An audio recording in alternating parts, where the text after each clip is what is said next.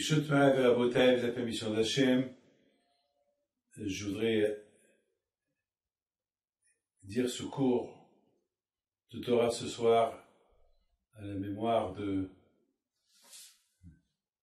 mon cher ami Mordechai Mardoshi Ben Rabbi Yosef Knafo, Alav Shalom, et d'un ami d'enfance de la Yeshiva, Alav Shalom, qui nous a quittés il y a un mois, Momi Shlomo Ben Daniel Toledano, Zichrono Livracha. C'est très choquant pour moi de dire ce Dvar Torah à la mémoire de ces deux personnes que je connais bien, que j'ai vécu avec eux beaucoup de mon temps, et qu'Hachem repose leur âme en vie. En pensant à eux, je pense aussi à tous nos frères et sœurs qui nous ont quittés le jour du Simchat Torah. Qu'Hachem repose leur âme en paix. Mes amis, on est la période de Purim, la période des miracles. Et le titre de ce cours, c'est « Vivre le miracle de Purim à chaque instant ». Comment on peut vivre le miracle de Purim à chaque instant? Alors que nos sages y disent, dans le Talmud, que le miracle de Purim, c'était le dernier miracle, il n'y aura plus de miracles comme le miracle de Purim. Alors pourtant, on a vu beaucoup de miracles. Comment on peut dire cette phrase-là? Comment nos sages peuvent dire que le miracle de Purim, c'est le dernier miracle? C'est tout. C'est tout. C'est le dernier des miracles, ça veut dire que, a priori, si c'était le dernier miracle, Mashiach aurait dû venir. Alors comment on peut expliquer ce message de nos sages qui disent que le dernier miracle, des miracles que le peuple juif a vécu, c'est le miracle de Purim. Et puisque maintenant on a vécu le miracle de Purim, c'est fini. Il n'y aura plus de miracles, mais on vit les miracles chaque instant. Mes amis, il faut savoir une chose, que chaque jour, on vit le miracle de Purim. Et écoutez, c'est quelque chose, c'est pas la peine d'être très intelligent de le savoir. Purim, c'est chaque jour. C'était pas un Purim qui était avant, qui s'est passé. Chaque jour, on vit des miracles. C'est-à-dire le grand miracle, ça veut dire, il y a ce qu'on appelle le Père, il y a les enfants. Il y a la descendance. Mais les amis, le miracle que Hachem nous a montré à Purim, qu'il y avait une personne qui s'appelle Haman, qui a voulu exterminer tous les Juifs, sans aucune exception, et grâce à Dieu, Baruch Hashem, avec la tfila, avec la prière qu'on a fait, et avec les jeûnes qu'on a fait, et grâce à Mordechai, et grâce à Esther, et grâce à toutes les prières que Am Israël a fait, ça fait que ce miracle-là, il n'y aura plus personne qui voudra exterminer le peuple juif. C'est fini. Je pense que c'est ça ce que nos sages ils ont voulu nous dire. Ils ont voulu dire qu'il n'y aura plus, d'ailleurs même Hitler. Hitler a voulu faire comme Haman, il n'a pas réussi. Pourquoi? Parce que Mordechai et Esther et toutes les prières qu'ils ont fait à l'époque de Purim, on les vit chaque jour. Chaque jour, on les vit. On les vit chaque jour. Ça veut dire que jamais il pourra avoir quelqu'un comme Haman qui pourra dire un jour, je vais détruire tous les Juifs. C'est ça ce que nos sages ont voulu dire. Que le miracle d'Esther, c'était la dernière fois qu'il y aura un Haman qui a voulu faire ce qu'il a voulu faire. À notre époque, tout le temps, il y a des gens qui veulent faire, mais ils n'arrivent pas à faire. Pourquoi?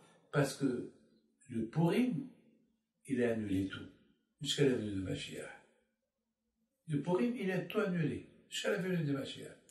Mes amis, je voudrais simplement vous dire que dans la paracha qu'on est en train de lire, c'est la paracha que nous avons lue, on dit que Akashori demande à chacun de nous qu'on soit prêt à être le sanctuaire d'Hachem. C'est-à-dire, Hachem, il veut résider en nous. C'est dur, hein. Lorsque je me vois dans la fenêtre, je me dis, c'est pas possible. Moi, David Pinto, moi, je vais être la résidence de Akadosh Baruch Hu. Moi, David Pinto, c'est pas possible. C'est pas possible. C'est dur pour moi d'avaler le fait de dire que moi, Hachem, il va résider en moi. Mes amis, écoutez, je vous pose à vous tous une question. D'où la émouna et le bitachon y vient? La émouna, c'est la foi. Le bitachon, ça veut dire mon espoir. Vous savez c'est quoi le bitachon? Vous savez c'est quoi? Avoir l'espoir en Dieu. Croire en Dieu, tout le monde croit en Dieu. Mais c'est quoi l'espoir? L'espoir, ça veut dire que même dans les moments les plus critiques de la vie de la personne, elle doit avoir la émouna et le bitachon dans la Akadosh Baruch Hu, qu'il peut avoir un espoir. Dans ma vie, beaucoup des fois, je vous raconte une histoire de la semaine dernière. La semaine dernière, à New York, j'étais en train de faire la prière un samedi matin. Déjà, je ne devais pas aller à cette synagogue. Et à la fin, je suis parti. Il y a un monsieur que je n'ai pas vu il y a 30 ans. Depuis 30 ans, je ne l'ai pas vu. Il vient vers moi et me dit, j'ai appris que vous allez être dans cette synagogue et je suis venu. Je lui dis, mais qui t'a dit que j'allais venir dans cette synagogue? Je ne devais pas venir dans cette synagogue. Il m'a dit, bah comme ça on m'a dit. Mes amis, il faut être réaliste. Moi, je ne devais pas être dans cette synagogue. Écoutez, je ne devais pas être dans cette synagogue. Je devais être dans une autre synagogue, le Shabbat. Et quelqu'un a dit à ce monsieur que j'allais être dans cette synagogue. C'est pas possible. Donc il y a une erreur là. Mais il n'y avait pas d'erreur. C'est que ce monsieur-là, ça fait 30 ans qu'il m'attend. Ça fait 30 ans qu'il m'attend. Et pourquoi il n'est pas venu chez moi depuis 30 ans? Ben parce qu'il y a eu l'histoire il y a 30 ans. L'histoire il y a 30 ans, ce monsieur-là, il avait un enfant qui avait la leucémie grave. Je ne veux pas dire de qui on parle, parce que pour garder le respect de ce monsieur-là, son fils, il avait la leucémie grave. Et le pauvre, il est venu, j'avais à cette époque, j'avais 43, 44 ans, et il est venu chez moi. J'étais à New York, il est venu, il pleurait. Et moi, vous savez, j'étais encore jeune. Aujourd'hui, malheureusement, tellement que j'entends des problèmes, aujourd'hui, je ne pleure plus. À l'époque, j'étais très sensible. Et j'étais sensible de voir le bébé qui était en train qu'il avait la leucémie, il n'avait pas de cheveux, il avait rien, à cette époque, il avait 2 ans et demi. J'ai commencé à pleurer avec lui. Lui, il pleure. Et à un moment donné, il m'a dit comme ça, écoutez ce qu'il m'a dit, il m'a dit, moi, je ne suis pas venu chez vous pour que vous pleurez, moi, je suis venu chez vous pour que vous me donniez des forces. Alors vous, monsieur le rabbin, vous êtes en train de pleurer. Déjà, moi, je suis dans toutes mes souffrances. J'ai eu l'espoir de venir chez vous par le mérite de tes grands-parents. Vous allez me donner de l'espoir. Là, vous êtes en train de pleurer. En pleurant, vous êtes en train de me casser. Il m'a réveillé. J'ai arrêté de pleurer. J'ai dit, qu'est-ce que tu veux? Il m'a dit, je veux une consolation. Je sais pas, je veux quelque chose. Je veux vivre, je veux le voir vivre. Je veux le voir marié, je veux qu'il ait des enfants. Je le regarde. Je lui dis, écoute-moi, mon fils. Si tu as les mona HaKadosh Baruch Hu, alors tu pries à HaKadosh Baruch Hu. Il m'a dit, j'ai prié. Je dis, non. Tu pries à HaKadosh Baruch Hu. Toi, tu pries, et moi, je prie, mais je ne veux pas qu'on se voit.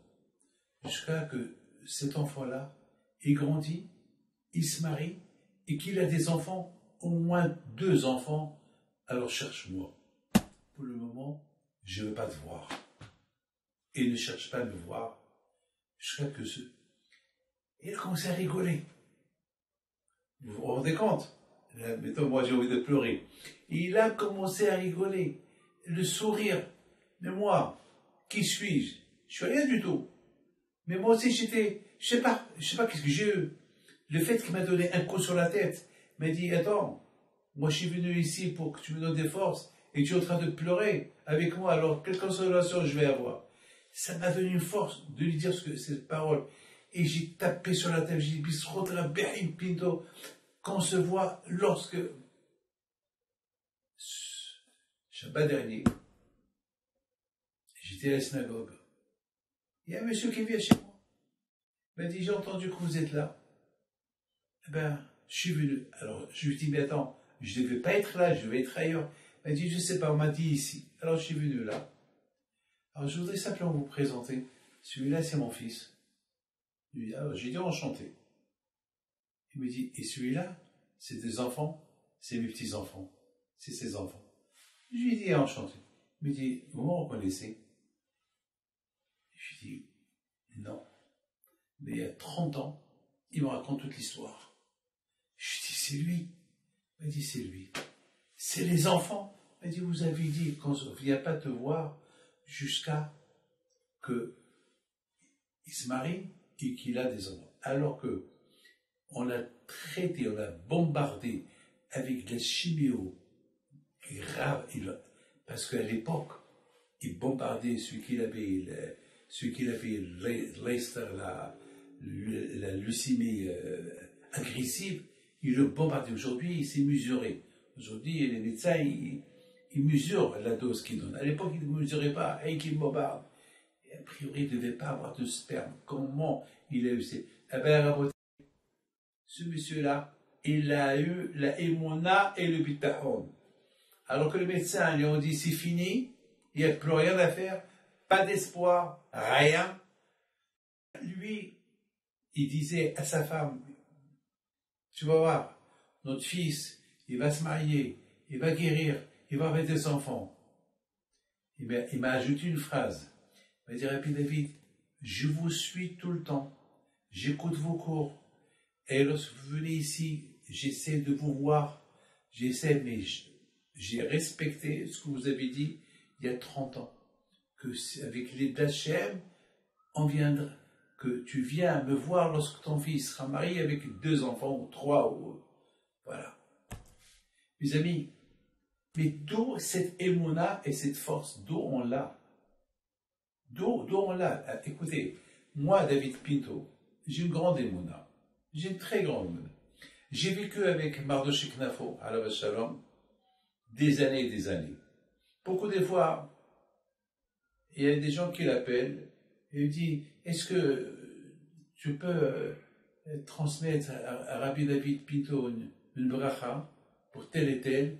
Et Mardochée Knafo, il m'appelle, il ne me trouve pas. Qu'est-ce qu'il fait? C'est lui qui rappelle la personne, il dit, Rabbi David a fait la bracha, alors que moi je n'ai pas fait de bracha. Alors beaucoup de fois je disais à Mardochée Knafo, mais de quelle permission tu te permets pour donner des brachot aux gens, alors que les gens ils t'appellent? Qu'est-ce qu'il me répondait? Je sais ce que je fais. Je dis, tu sais quoi? Il dit, je sais que le syndic Behim Pinto, avec le fait que je t'ai appelé, ça y est, c'est fait. C'est comme si c'est fini, alors... Et moi, je prie par le mérite de Behim Pinto, et j'allume la puce. Mais quelle émona? C'est quelle émona? Avec ma question, elle est d'où cette émona dans ce bitahon? D'où il vient? Eh bien, mes amis, écoutez très bien. Chaque jour, on dit Shema Israël, Adonai Eloheinu Adonai. Chaque jour, on le dit. Chaque jour, on dit à la vie et à la mort. Même à la mort de la personne, on accompagne le mort avec le mot Shema Israël. On dort le soir, on dort avec Shema Israël. On se réveille le matin, on se réveille avec le mot Shema Israël. Le mot Shema Israël, il est tout le temps dans notre bouche. C'est quoi Shema Israël? Shema Israël, ce qu'on appelle, c'est Yihoud, c'est-à-dire, on se connecte avec Akadosh Baruch Hu. Que Akadosh Baruch Hu, c'est l'éternel. Que nous, on est connectés. Que Hachem, c'est notre Dieu. Qu'on est connecté avec lui. Il est unique. Et automatiquement, le fait qu'on se connecte avec lui, Akadosh Baruch Hu aussi que se connecte avec nous. Vous m'écoutez ce que je vous dis? Lorsqu'on se connecte avec lui, c'est comme un téléphone, deux téléphones. J'appelle quelqu'un. Alors, tant ce quelqu'un-là, il ne me répond pas, il n'est pas connecté. Mais moi, j'appelle. Il faut qu'il lui réponde. Mes amis, Akadosh Baruch Hu, le matin, il se connecte avec nous. C'est la raison pourquoi le matin, on va prier. Pourquoi on prie pour se connecter avec lui. Parce que lui, le fait que le matin, on se réveille, il nous rend l'âme, alors, Hachem, il a fait son travail. Mais notre travail à nous, c'est quoi? C'est de se connecter avec lui, de lui rendre, de parler avec lui. Vous savez, j'ai vu dans des livres de Torah que lorsqu'Akadosh Baruch Hu, il a créé Adam Arishon. Il n'a pas créé rien qu'un corps, mais il a fait un souffle. Comme qu'on dit dans le Zohar, on dit Badenafa, Medelenafah. Prenez un ballon, vous soufflez dans le ballon, vous allez voir le ballon il gonfle. Et qu'ici à l'intérieur, l'air de la personne, il a injecté en nous de quelque chose qui lui appartient. De lui, il a injecté, c'est-à-dire automatiquement, ce qu'il y a en nous, ça vient de Akadosh Baruch Hu. Et c'est de là, ça vient la Emouna et le Bitachok.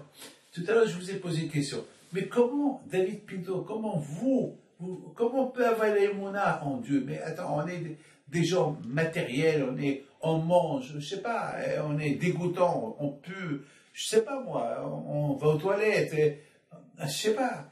Comment Hachem, et comment on peut se connecter comme ça, quand on veut, avec Akadosh Baruch Hu? Comment? Eh bien parce qu'il y a quelque chose d'Hachem en nous. Parce qu'on est piloté par Hachem. Un avion, il lui faut un pilote. Moi, je ne parle pas des avions automatiques, des avions sans pilote. Non, les avions sans pilote, c'est pas de ça. On n'est pas des animaux. Non, on est piloté par Hachem.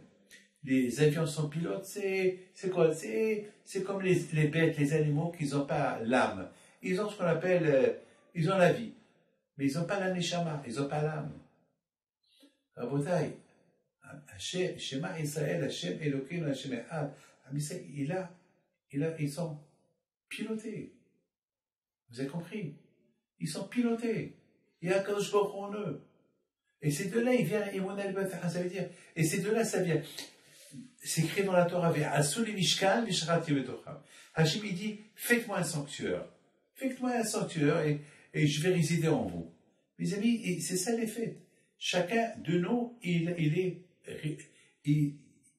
la résidence d'Hachem. Chacun de nous, il est considéré comme la maison de Akadosh Baruch Hu. Donc, c'est automatiquement, on a quelque chose en nous qui nous, vous savez, qui nous connecte avec Akadosh Baruch Hu.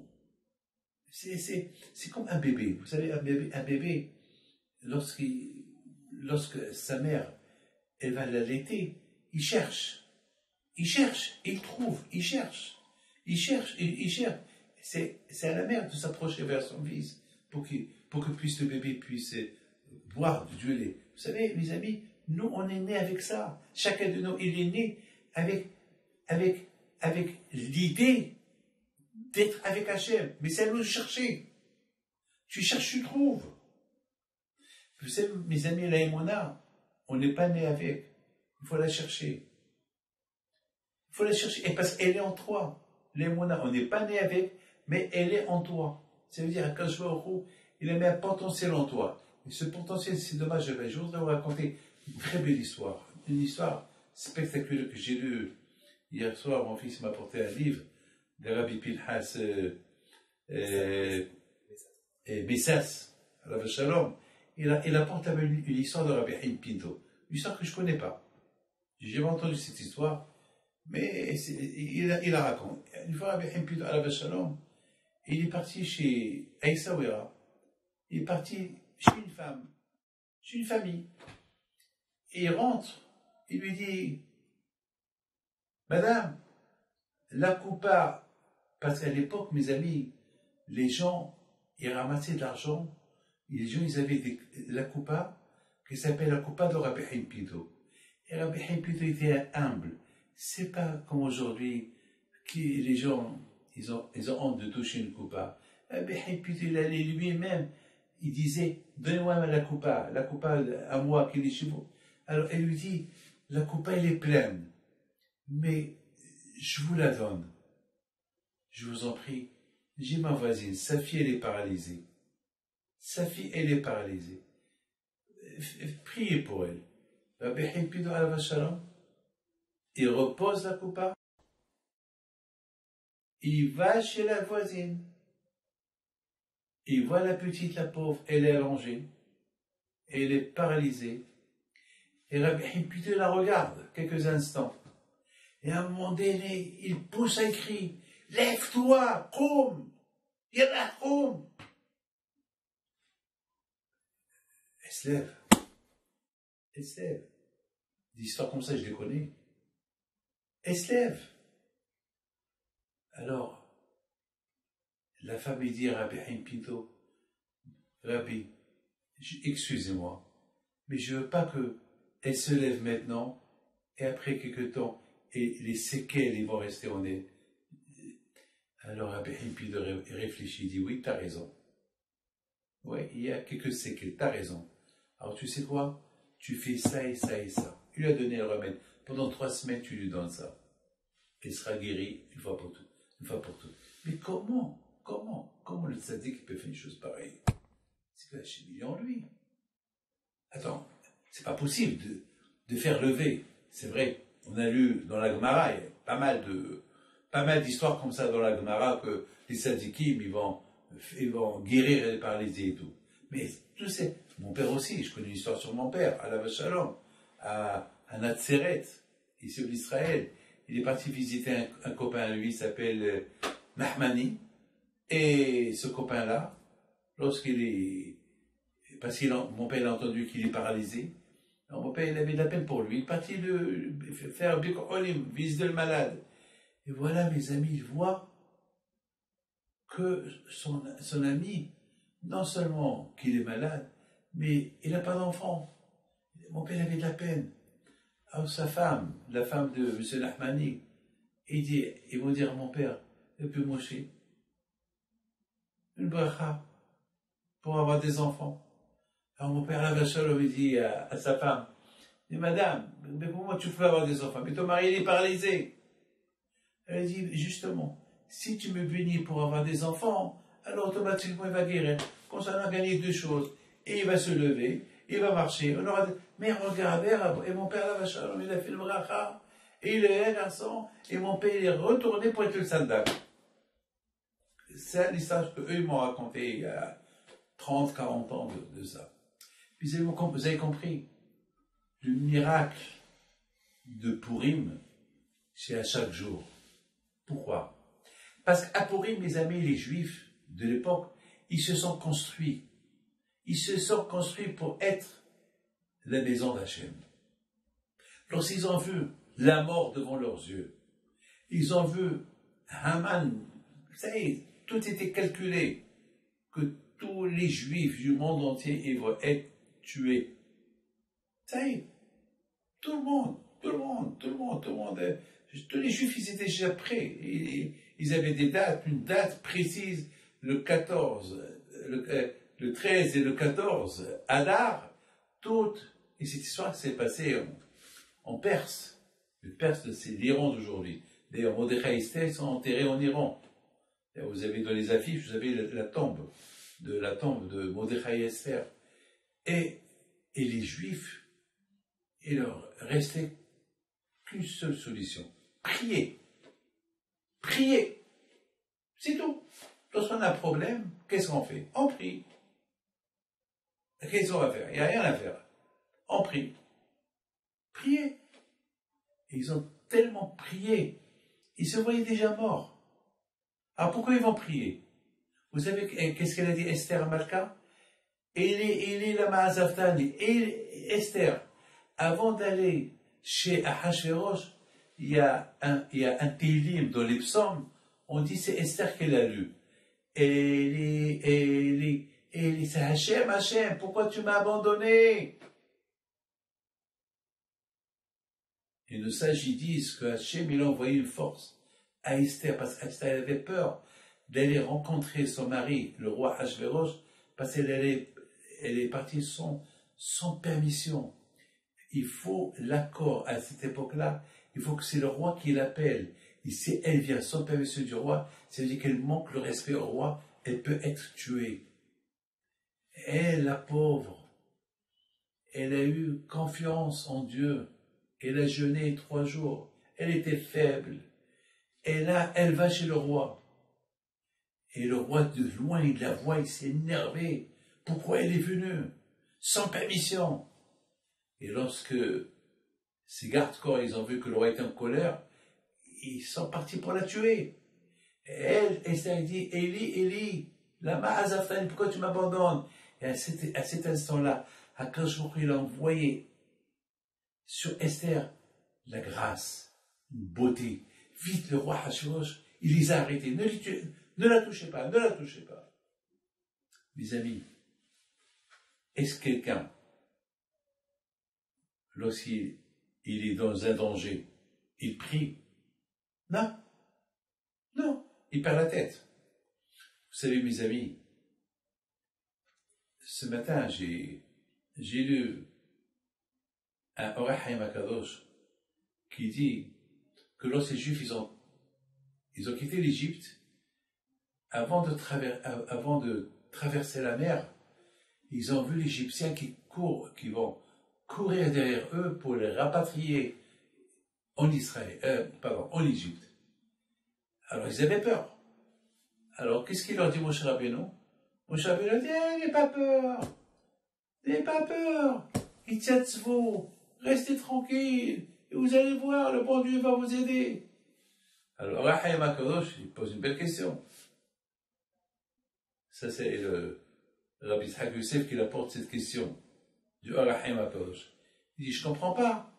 Mais attends, mais les Juifs, ils étaient dans le danger. Ils voient que les Égyptiens, ils sont derrière eux. C'est normal qu'ils ont peur. Et pourquoi Hachem, mon cher Rabbeinu, leur dit, n'aie pas peur? Itzatzvou, restez calme. Itzatzvou, ça veut dire, ne bougez pas. Restez debout, n'aie pas peur. C'est pas possible. Quelqu'un qui se voit en danger, il a peur. Et comme mon cher Rabbeinu leur dit, n'aie pas peur, ça y est du tout. Vous allez voir comment Hachem y va. C'est pas une consolation, ça. Mes amis, je suis en train de voir quelqu'un qui est en train de mourir, il n'en pas peur, allez, reste tranquille. Comment rester tranquille? C'est impossible. Il dit, Rahim HaKadosh, une phrase extraordinaire. C'est quoi Itzatzvou? C'est quoi n'aie pas peur? Priez. Priez. Mes amis, le meilleur moment de la personne pour ne pas perdre la tête, c'est lorsqu'il prie. Vous avez compris? Malheureusement, il y a beaucoup de gens qui vont à la synagogue, au lieu de prier, ils parlent. Alors, toujours, ils ont des problèmes. Ils n'ont pas compris que le seul moment où on peut se débarrasser des problèmes, on peut être calme et bien pendant la prière. Pendant la prière, c'est le meilleur moment. Mes amis, lorsque Esther Amalka, je pense, c'est comme ça, ça ma réponse. Lorsque Esther Amalka, elle a vu que sa fin approche, que son mari, le roi Achvéroch, il est en colère contre elle, parce qu'il est venu sans permission, elle a profité. Là, elle a montré un calme. Elle a commencé à prier. Et il est la Ma'azafani.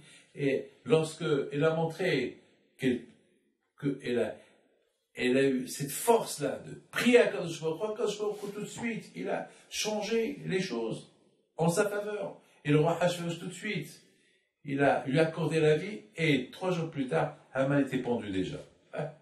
Regardez la bataille, mes amis. La question se pose. D'où Esther Amalka? Elle a eu cette force. D'où les Juifs, qu'ils ont quitté l'Égypte, ils avaient une force pour écouter Moshe Rabbeinu leur dit priez. Et priez, comment prier? On est en danger. Mes amis, justement, lorsque la personne elle est dans le danger, c'est là où Akadosh Baruch Hu, il est encore plus avec lui. Là où il y a le danger, parce que le Satan, le Tsar, qu'est-ce qu'il veut faire? Il veut décourager, lorsque quelqu'un il a un problème, il veut le décourager, il veut l'éloigner du bon Dieu. Eh bien justement, lorsque quelqu'un il a un problème, c'est là où il faut qu'il soit calme, qu'il ne perd pas sa tête. Il faut qu'il se renforce et tu vas voir le miracle qui va venir. Lorsque ma fille, Sarah, il y a 40 ans de non, il y a longtemps, il y a plus de 33, 34 ans, lorsqu'elle était bébé, on lui a fait une petite opération, et malheureusement l'opération, elle a échoué. Et j'ai vu que son visage était au milieu de la nuit, il était bleu. J'avais peur pour elle. Je réveille ma femme, elle a vu, vite on appelle l'hôpital, et tout de suite, ils ont appelé le médecin qui l'a opéré, tout de suite elle dit je viens. Il vient à l'hôpital, il dit il faut que je la opère tout de suite. L'opération a échoué. Alors, d'un côté, on a eu peur, mais de l'autre côté, non. Je dis pourquoi? Il faut prier. Il faut prier. Il faut prier à Kadosh Baruch Hu. J'ai pas paniqué tout de suite. Il y avait de quoi paniquer parce que on nous a fait peur. Mais c'est pendant les moments de panique, c'est là que la personne elle doit se prendre en main et prier. Et prier. C'est tout. Alors d'où cette force elle vient? Parce qu'on a de l'aide du ciel. Parce que déjà en nous, il y a cette force divine, cette neshama, ce contact avec Akadosh Baruch Hu, cette émouna, la foi qu'on a en Hachem, elle est là. Pourquoi elle est là? Parce que c'est un cadeau de Akadosh Baruch Hu. C'est un cadeau du ciel. Il faut l'utiliser. Notre arme pour réussir dans la vie, c'est la neshama, l'âme que le bon Dieu nous a donnée.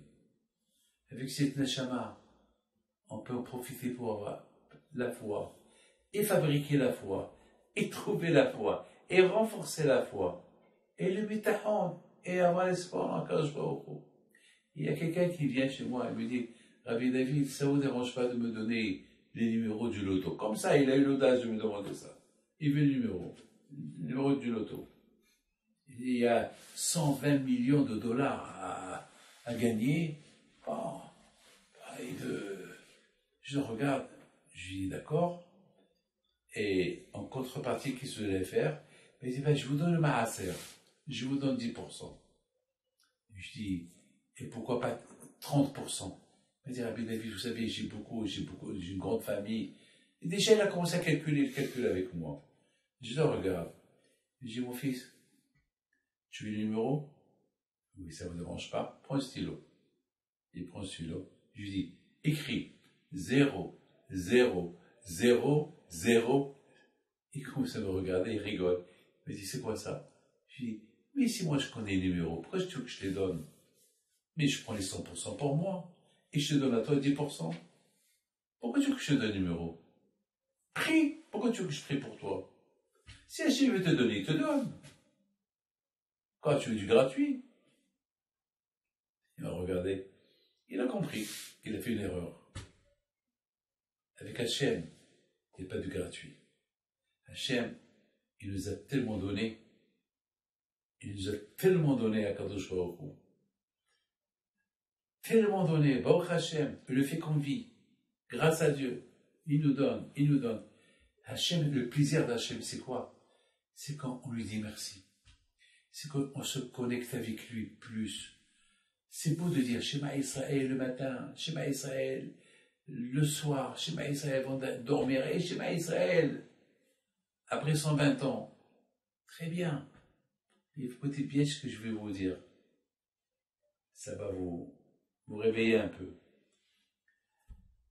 Et il y a beaucoup de Shema Israël, c'est nous qu'on le dit nous-mêmes. Mais il y a un Shema Israël que nous, on n'arrive pas à le dire. C'est d'autres qui vont le dire. C'est d'autres. Mais il y a eu beaucoup de tzadikim qui ont le zérout, le mérite de faire Shema Israël avant qu'ils ont quitté ce monde. Tellement qu'ils étaient connectés avec le bon Dieu.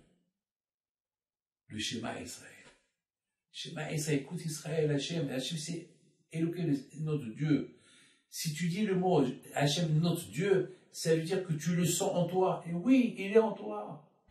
Il est had, il est unique, il est en toi. Parce que tu es né avec, mais il se dévoile uniquement lorsque tu le cherches.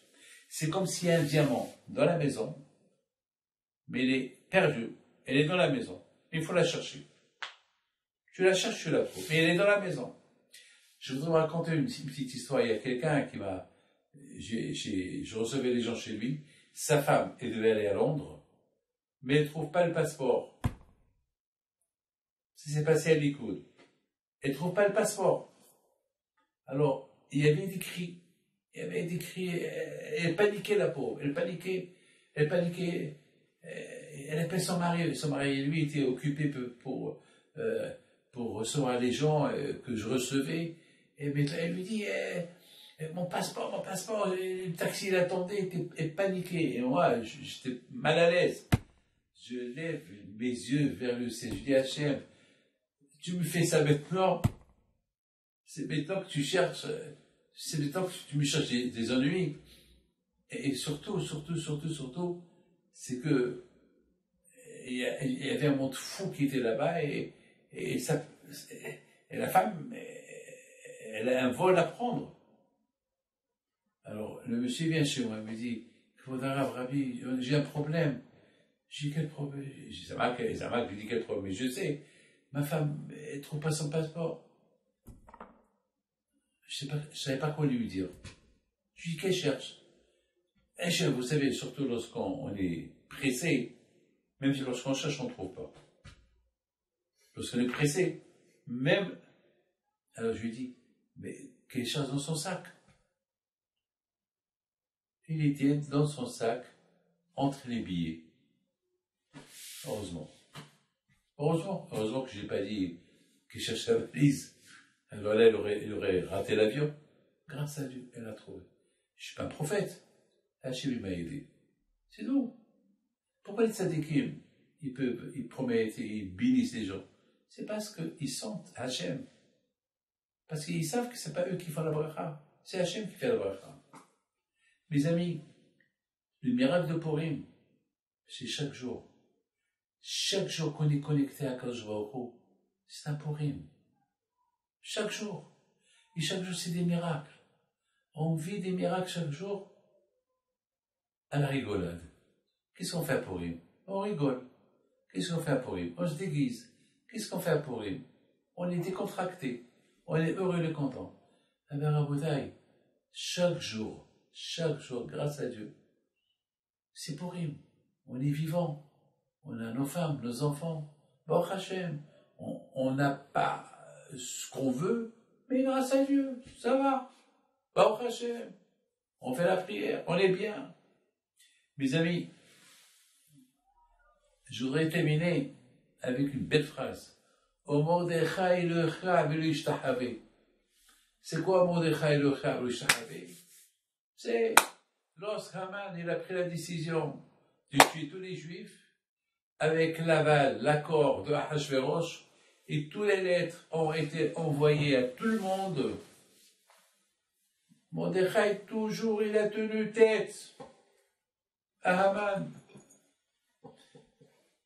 Depuis le départ, au Mordechai, chaque fois que Haman y passe, Mordechai il ne se procède pas devant lui.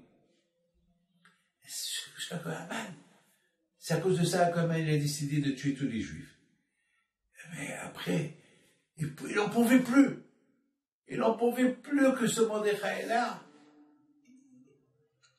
Il lui faisait comme on dit en arabe, Is, la maquala, elle est là, va au diable, crève. Et Haman, il n'en pouvait plus. Haman, il a décidé de tuer Mordechai. Mordechai, mais pourquoi tu ne te prosternes pas devant lui? Ça suffit, c'est à cause de toi que Haman veut tuer tous les Juifs, et je mets ta vie en danger, voilà, mais tu vas te tuer demain. Et Mordechai, il tient tête. Oh, Mordechai, loïra. Même pas un salut. Même pas un salut.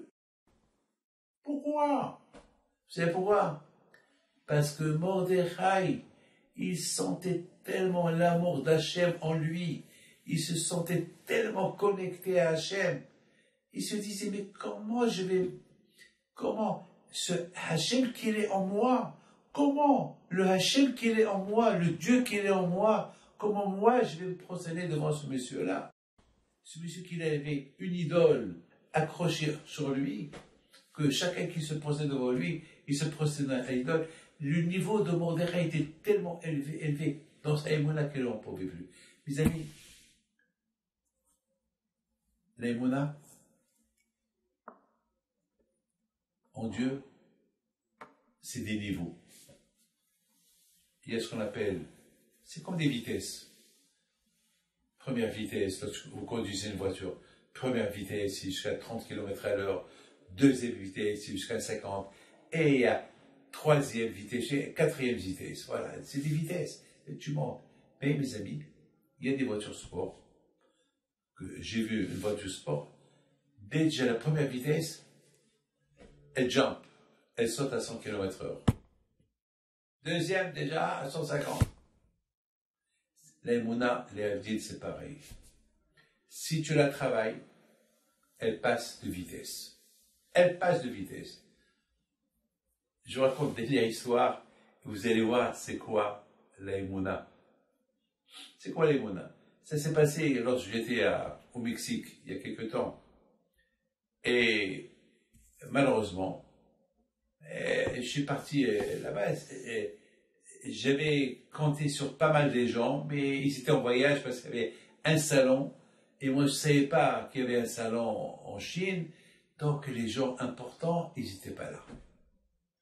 Bon, après 10 jours que j'étais au Mexique, j'avais fait peut-être 40% ce que je voulais. Bon, après, j'ai dit, bon, c'est Hachem qui a voulu comme ça. Après, je me suis dit, David, mais c'est Hachem. Après, j'étais heureux et content. Après, j'ai arrêté de me plaindre. Et c'est tout. J'ai arrêté. J'ai dit, merci Hachem. Si tu veux, quand je sois. Après, j'ai passé de vitesse.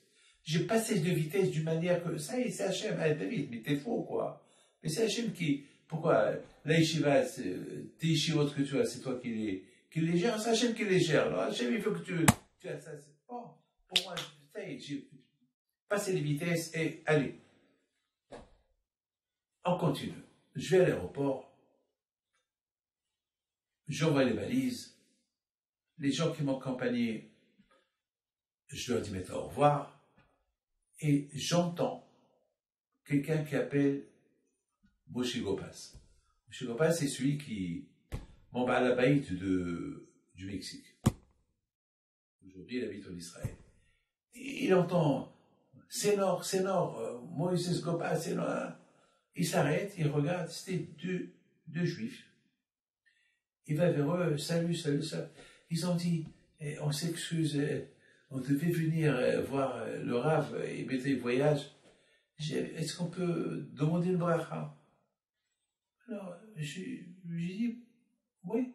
Ils m'ont dit qu'on peut se mettre dans un petit coin et qu'on a 2 questions à vous poser.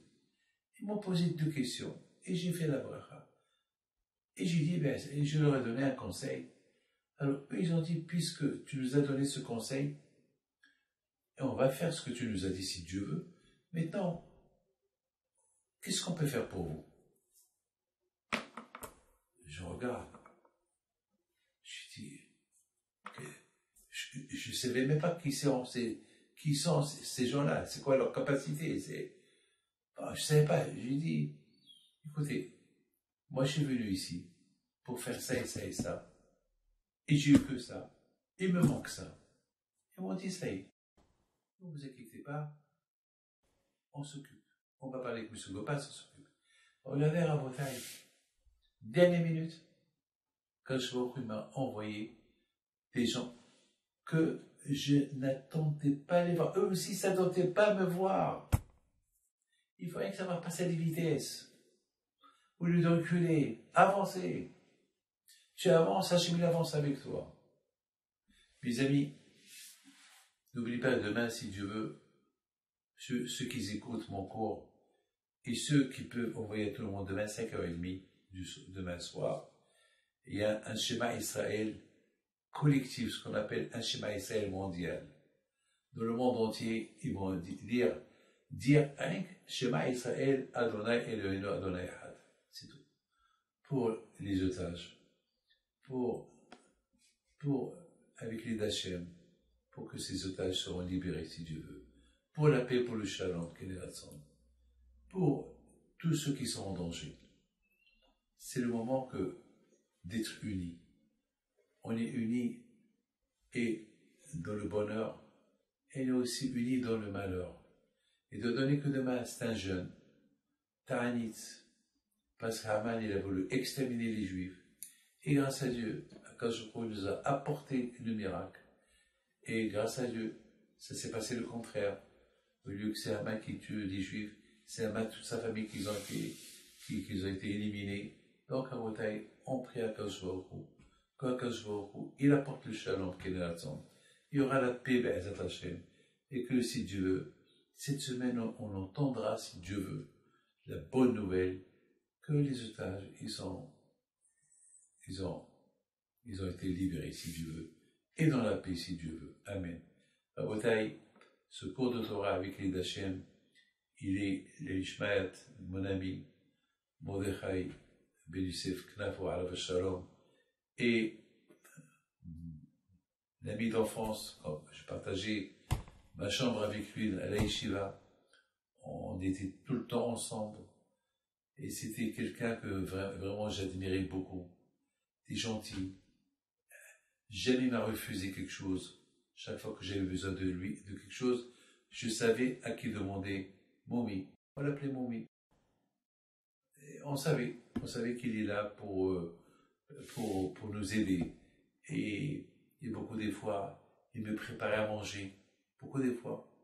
Et voilà, malheureusement, il nous a quittés. Que Dieu repose en paix.